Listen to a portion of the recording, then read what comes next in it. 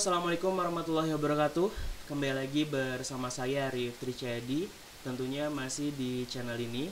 Pada bagian ini saya akan membahas tentang media massa, yang sebelumnya kita sudah membahas tentang media cetak ya. Oke, langsung saja. Media massa itu adalah alat yang digunakan dalam penyampaian pesan-pesan dari sumber kepada halayak dengan menggunakan alat-alat komunikasi mekanis seperti surat kabar, film, radio, TV, dan lain sebagainya. Sedikit intermezzo ya, sebelum kita masuk ke dalam media massa, manusia tidak mungkin bisa hidup tanpa berkomunikasi. Dan kata lain, semua manusia, baik itu anak-anak, remaja, sampai dengan orang dewasa, tentunya melakukan proses komunikasi.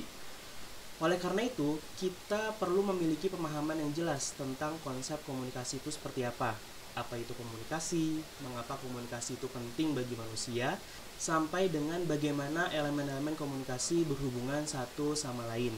Namun pada kesempatan ini saya tidak akan membahas poin komunikasi, karena kalian sudah mendapatkan informasinya pada perkuliahan proses komunikasi di mata kuliah sebelumnya. Jadi kalian coba ingat-ingat kembali terkait dengan proses komunikasi atau teknik komunikasi itu seperti apa. Kenapa harus demikian? Karena media massa itu ada kaitannya dengan komunikasi massa. Ada komunikasi, ada massa, yang outputnya adalah nantinya berkaitan dengan media massa. Sebelum masuk pada media massa, tentunya kita harus memahami kaitannya antara komunikasi ke media massa. Komunikasi itu intinya proses penyampaian pesan terkait dengan unsur-unsur komunikasi, mulai dari pengirim pesan, saluran, penerima, umpan balik, konteks dan efeknya itu seperti apa yang terkait dengan proses komunikasi tentunya. Nah, dari teknik komunikasi atau proses komunikasi baru muncul yang terkait dengan komunikasi massa.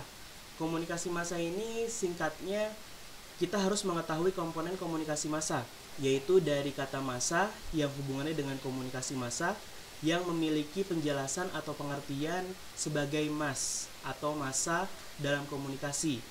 Massa yang didefinisikan sebagai besar, heterogen, berbagai macam, dan audiensnya itu adalah anonim.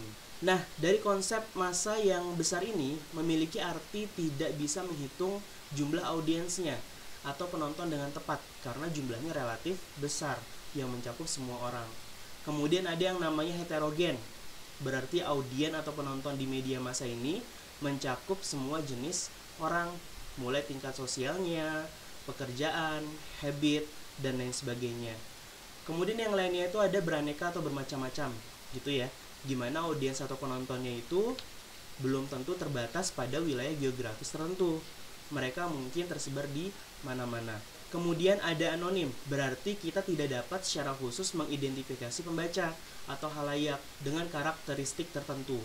Kita tidak bisa menentukan setiap orang itu apakah pernah menjangkau informasi-informasi pada media massa yang digunakan atau tidak. Nah, dari pengertian massa tersebut, muncul namanya media komunikasi, yang merupakan saluran komunikasi yang digunakan untuk menghasilkan dan mendistribusikan berita, hiburan, visual, dan produk budaya lainnya ke sejumlah besar orang. Oleh karena itu, media komunikasi berkaitan dengan jumlah besar orang atau massa. Maka disebut media komunikasi massa atau yang biasa disingkat dengan media massa. Ini yang harus kalian pahami. Seperti itu. Terkait dengan pengertian media massa, menurut buku yang tertuang dalam judul Kreatif Membuat Ragam Media Design, pengertian media massa itu adalah istilah bahasa Inggris, yaitu adalah media massa singkatan dari Mass Media Communication atau Media of Mass Communication, di mana media massa adalah komunikasi dengan menggunakan sarana atau peralatan yang dapat menjangkau massa sebanyak-banyaknya dan area yang seluas-luasnya. Terkait dengan karakteristik media massa, selain dari menjangkau massa sebanyak-banyaknya dan area yang seluas-luasnya, itu adalah memiliki sifat melembaga, di mana pihak mengelola media terdiri atas banyak orang, yakni mulai dari pengumpulan pengelolaan sampai dengan penyajian informasi.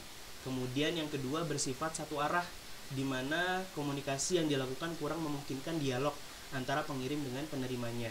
Selanjutnya meluas dan serempak, dapat mengatasi rintangan waktu dan jarak karena memiliki kecepatan bergerak secara luas. Kemudian yang keempat, penggunaan peralatan teknis dan mekanis seperti radio, televisi, surat kabar, dan semacamnya.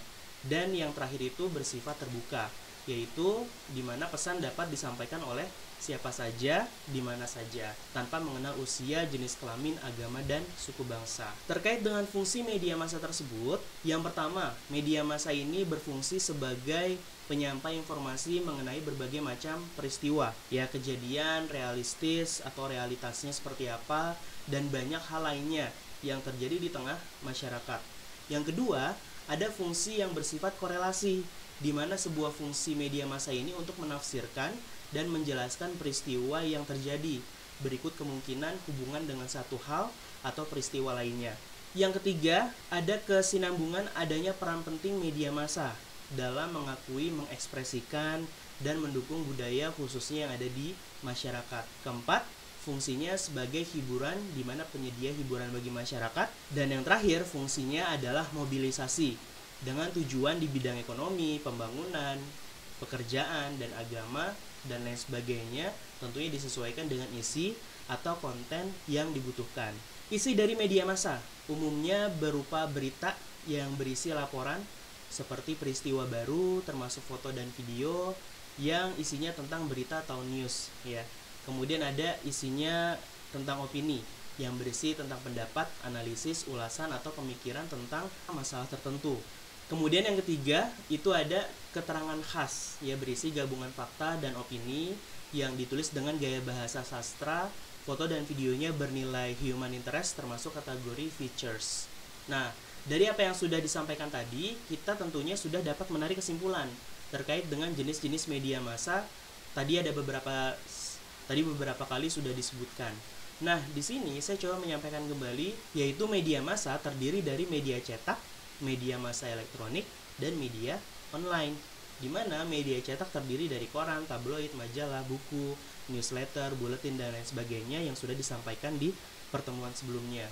Kemudian media massa elektronik atau electronic media, nah di mana jenis media massa ini yang isinya disebarluaskan melalui suara atau audio atau gambar atau video dengan menggunakan teknologi elektro seperti radio, televisi, dan film, dan lain sebagainya yang memang menggunakan teknologi elektro. Kemudian yang terakhir itu ada media online atau online media atau cyber media, di mana media online ini memanfaatkan tentang jaringan internet.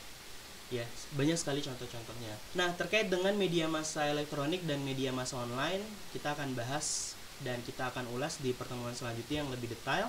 Demikian penjelasan saya terkait dengan media massa. Tentunya kalian juga dapat mencari tentang teori-teori media massa dari referensi lainnya, mulai dari buku, jurnal-jurnal ilmiah, dan lain sebagainya yang memang membantu data-data untuk penelitian kalian atau referensi kalian tentang media massa.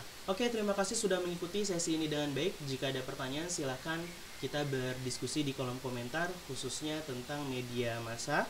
Untuk absensi pada sesi ini, silakan kalian berpendapat terkait dengan media massa itu menurut kalian itu seperti apa. Dari apa yang sudah saya sampaikan tadi, kira-kira mungkin kalian bisa berpendapat terkait dengan jenis-jenisnya, karakteristiknya, dan lain sebagainya yang ada kaitannya dengan media massa. Oke, silakan kalian berpendapat tentang media massa itu seperti apa yang sudah disampaikan tadi di kolom komentar dengan format pendapat kalian _NIM. Kalau jika ada pertanyaan, silahkan di kolom komentar juga. Oke, demikian pada sesi ini. Tetap semangat, stay safe, stay healthy, jalankan kondisi new normal dengan disiplin sesuai dengan protokol kesehatan yang berlaku di dalam menjalankan aktivitas kalian masing-masing di sana. Sampai jumpa di sesi selanjutnya. Terima kasih, saya Arif Tricayadi, salam kreatif, stay watching di video selanjutnya.